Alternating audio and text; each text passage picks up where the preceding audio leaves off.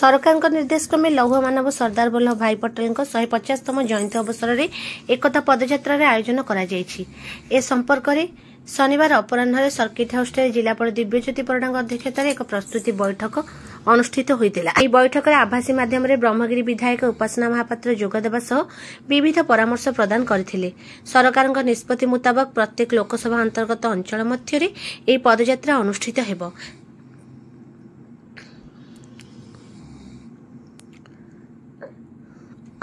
एक भारत आत्मनिर्भर भारत नाम पदयात्रा पुरी जिलार 2टी स्थान अनुष्ठित होब बोली जिलापाल सूचना देथिले।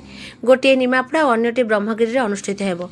लोकसभा सांसद मानक सह आलोचना और सेमानक परामर्श क्रमे पदयात्रा आरंभ और शेष पहुंचवा स्थान चूड़ांत हेबो।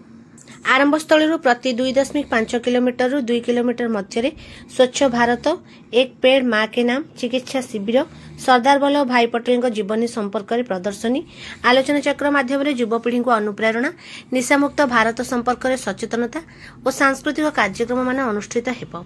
जिला शिक्षा अधिकारी माध्यम विविध प्रतियोगिता आयोजित हेबो और पदयात्रार शेष भाग में अनुष्ठित सभा कृति प्रतियोगी को संबर्धित कराजिबो। एही पदयात्रा युववर्ग, स्वेच्छासेवी, विद्यार्थी, अंगनवाड़ी कर्मी, आशाकर्मी, लक्ष्यपति दीदी, स्वयं सहायक गोष्ठीर सदस्य प्रमुख सामिल हेबे। एहाकु परिचालना पई जिला पदयात्रा आयोजन कमिटी गठन कराई कार्य त्वरान्वित कराजिबो। स्वच्छता, आईन श्रृंखला रक्षा, ट्राफिक नियंत्रण, पदयात्रा संपर्क में प्रचार प्रसार, सांस्कृतिक कार्यक्रम, सभार आयोजन इत्यादि संपर्क में विभिन्न विभाग परस्पर मध्य समन्वय रखी कार्य करने को जिलापाल परामर्श देथिले।